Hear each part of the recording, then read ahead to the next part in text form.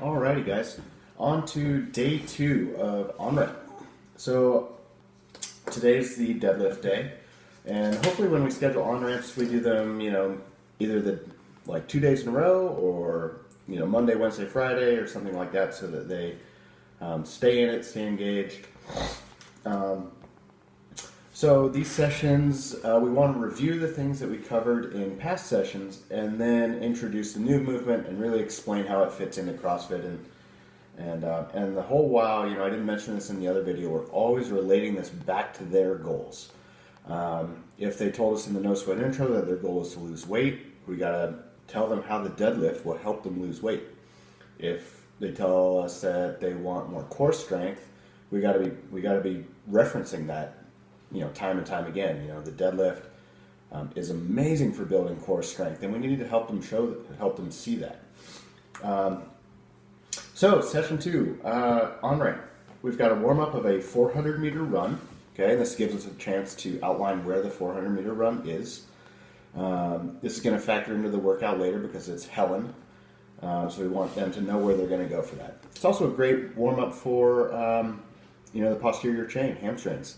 And along with that, it's something they know how to do generally, right? People know how to run. Everybody's gone on a run once, at least. So it's a point of familiarity to start out with.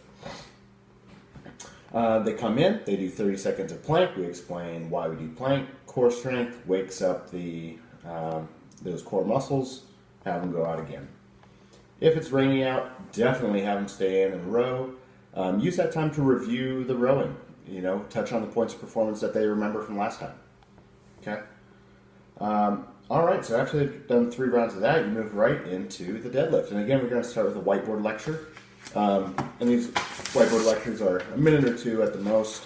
Just kind of depends on how much they want to talk. Usually, I think people really appreciate, one, being given a break so they understand that we're not trying to kill them, and that we really care about teaching them these movements, right?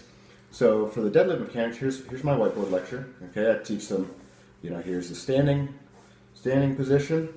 Okay, standing position, and then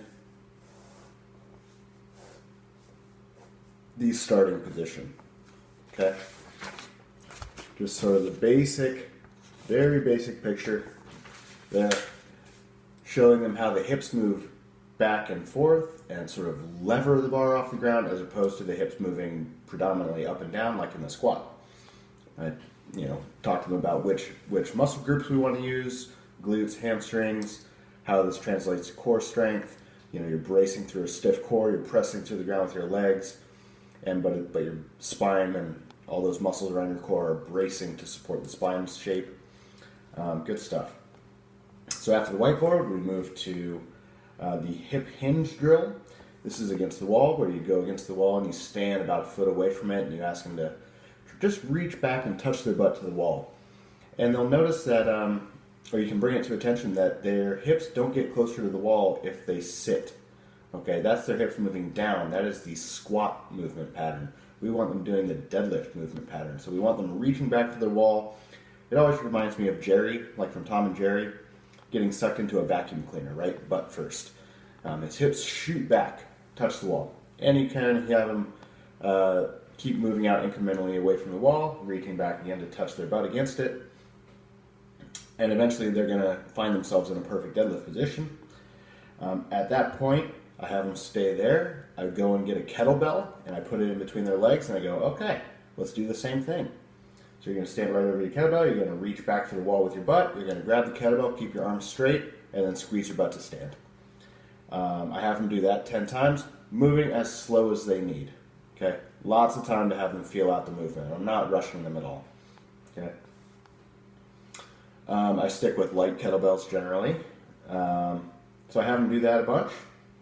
Okay, then I have them move out from the wall, do it a bunch. Then we move on to the kettlebell swing, which is essentially the same movement pattern, except they deadlift the kettlebell up, and then they get their hips going, and I gradually work them out, starting up to a Russian kettlebell swing, and then gradually going up overhead. All right.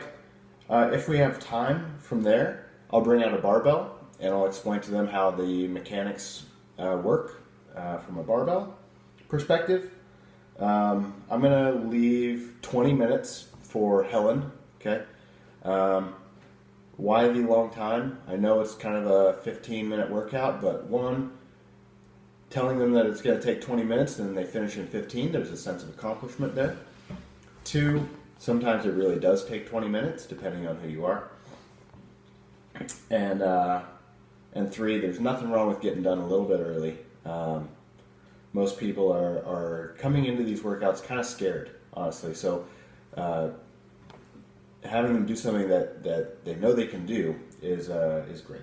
So I cap it at 20 minutes to stop them if anything's going weird. And it's great. Yeah. So the workout, Helen, 3 rounds, 400-meter run or row for training, 21 kettlebell swings, keep it really light, 12 ring rows or pull-ups, and we're explaining to them the stimulus of the kettlebell swings should be unbroken in one set, same for the ring rows and pull-ups, and they're going to get out of breath. It's a good day. All right, let's move on.